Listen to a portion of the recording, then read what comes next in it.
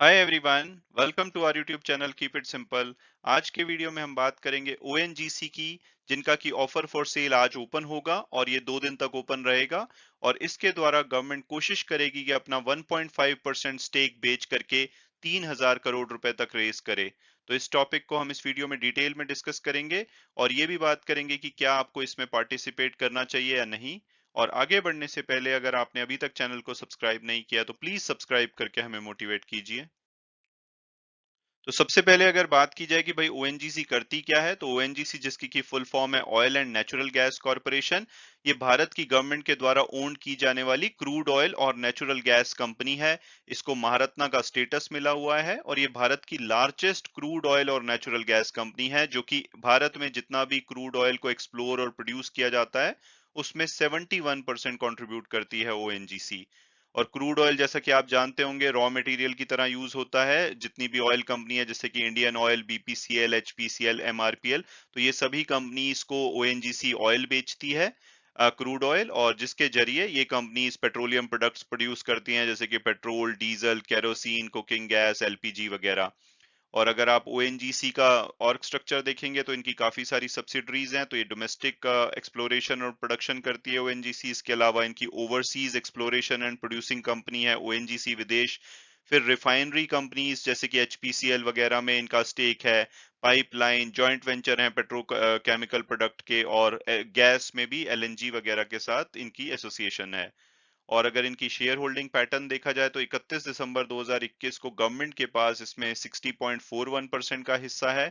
LIC के पास लगभग 10.4%, Indian oil के पास 7.8% और gas authority of India limited यानी कि गेल के पास भी 2.5% के आसपास का हिस्सा है।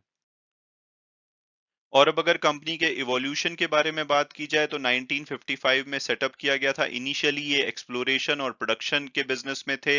1984 में जो गैस का बिजनेस था, gas authority of India limited यानी कि गेल, उसको ओएनजीसी से अलग कर दिया गया था। 2003 में ये रिफाइनरी के बिजनेस में घुसे थे।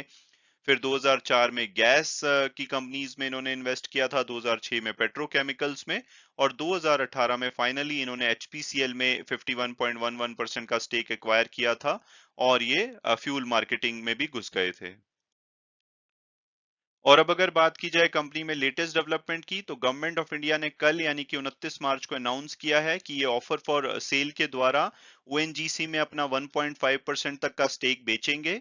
और अगर बात की जाए कि भाई ये ऑफर फॉर सेल क्या होता है, तो एक बहुत ही सिंपल मेथड होता है जिसमें कि जो लिस्टेड कंपनीज के प्रमोटर होते हैं वो अपना हिस्सा बेच करके अपनी हिस्सेदारी को घटा सकते हैं। और ये स्टॉक एक्सचेंज के बिडिंग प्लेटफॉर्म के द्वारा बड़े ही ट्रांसपेरेंट मैनर में होता है।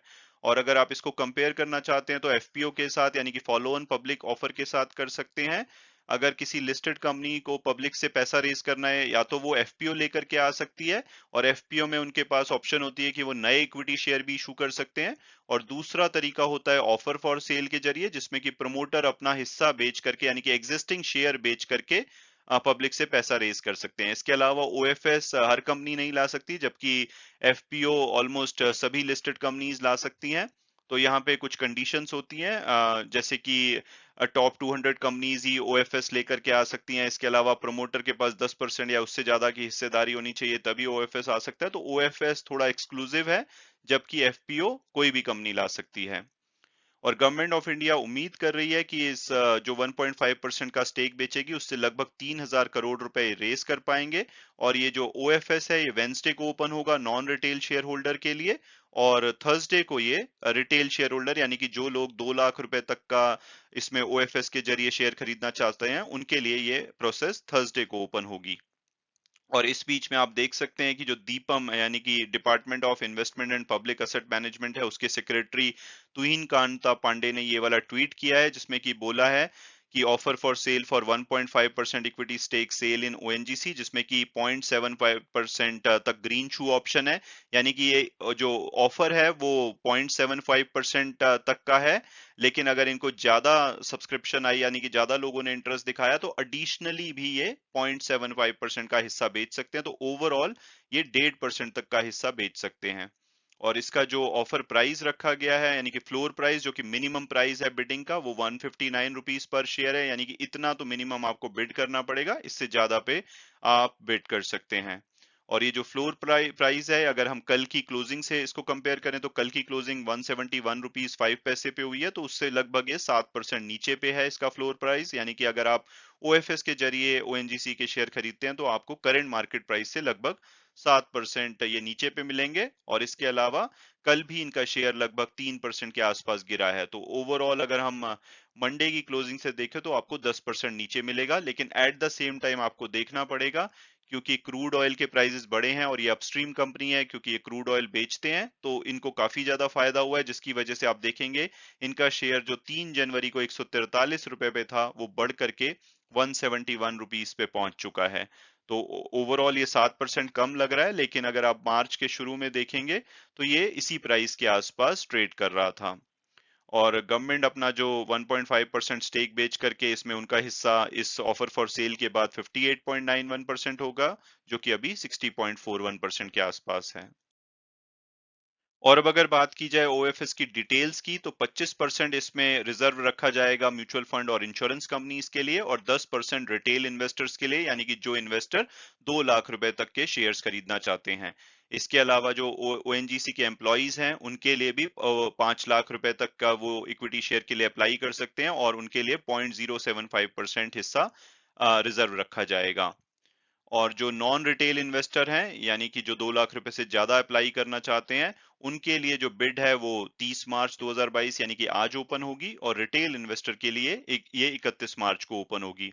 और जो इंस्टीट्यूशनल और नॉन रिटेल इन्वेस्टर है जिनके लिए आज बिड ओपन होगी, उनके पास ऑप्शन होगी कि उनकी जो अनएलोकेटेड बिड है उसको वो कैरी फॉरवर्ड कर सकते हैं, वो अपनी इंटेंशन वहां पे जाहिर कर सकते हैं। तो अगर 31 मार्च को जो रिटेल इन्वेस्टर हैं वो अगर पूरी तरह से अपने जो उनके लिए रिजर्व्ड हिस्सा है उस पे सब्सक्राइब नहीं करते हैं, तो जो बाकी बचा हुआ हिस्सा है वो नॉन रिटेल इन्वेस्टर को भी मिल सकता है, अगर वो इसमें इंटेंशन दिखाएं कि वो उसको हिस्सा ग्रैब करना चाहते हैं।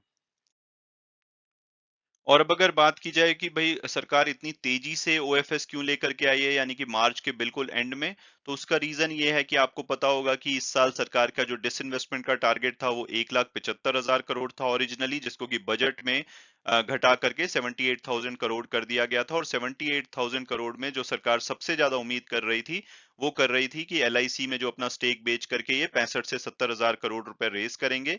लेकिन इस बीच आ गया रशिया यूक्रेन वॉर, जिसकी वजह से जो मार्केट करेक्ट हुई और सरकार को पोस्टपोन करना पड़ा अपना एलआईसी का आईपीओ। तो उस वजह से ये 78,000 करोड़ का टारगेट मिस करेंगे, क्योंकि अभी तक इन्होंने सिर्फ 12,424 करोड़ रुपए की ही डिसइन्वेस्टमेंट करी है इस साल में। तो डेफिनेटली ये टारगेट तो अचीव नहीं होगा, लेकिन सरकार कोशिश कर रही है, ये उनकी लास्ट अटेम्प्ट है कि जो भी डिसइन्वेस्टमेंट को बढ़ाया जा सके इस साल में। तो 31 मार्च तक जैसे कि ये कंप्लीट होगा तो हो सकता है कि ये इस साल में काउंटेड कर लिया जाए। तो सरकार ओवरऑल अगर 3,000 करोड़ रुपए रेस करती है ओएनजीसी से, तो टोटल इनका 15,400 करोड़ रुपए के आसपास डिसइन्वेस्टमेंट हो जाएगा इस साल में। और अब अगर बात की जाए कि क्या हमें इसमें अप्लाई करना चाहिए या नहीं, तो सबसे पहले अगर हम ओएनजीसी के शेयर की परफॉर्मेंस देखें, तो पिछले एक साल में इन्होंने 67% की अनबिलीवेबल रिटर्न दी है। और अगर हम 1 जनवरी से भी देखें तो इनका शेयर 20% के आसपास बढ़ा है। और उसका मेन रीजन है कि क्रूड ऑयल के प्राइस बढ़ने से इस कंपनी को फायदा होता है, क्योंकि ये अपस्ट्रीम कंपनी है, ये दूसरी कंपनीज को क्रूड ऑयल बेचते हैं। तो अगर क्रूड ऑयल का प्राइस महंगा होगा तो ओएनजीसी को हमेशा फायदा होगा। तो इस वजह से इनका शेयर में भारी वृद्धि देखी गई है। इसके अलावा अगर डिविडेंड की भी बात की जाए तो कंपनी अच्छा डिविडेंड पे करती है, ऑलमोस्ट 9 रुपए से ज्यादा का डिविडेंड इस साल पे कर चुकी है, जो कि करंट मार्केट प्राइस से 5% से भी ज्यादा डिविडेंड यील्ड दिखाता है। और अगर हम टिकर टेप के प्रिडिक्टिव एनालिसिस को देखें तो इसका एवरेज टारगेट प्राइस 206 रुपए आता है, हायर साइड पे 295 और लोअर साइड पे 138। तो उस हिसाब से ये अपने एवरेज टारगेट प्राइस से नीचे पे अवेलेबल है, क्योंकि कल की जो क्लोजिंग है वो 171 पे हुई है। और अगर मार्केट कैपिटलाइजेशन यानी कि फंडामेंटल और पीयर्स एनालिसिस देखा जाए तो 2,15,000 करोड़ का मार्केट कैपिटलाइजेशन है, जो कि इसको एक लार्ज कैप कंपनी बनाता है।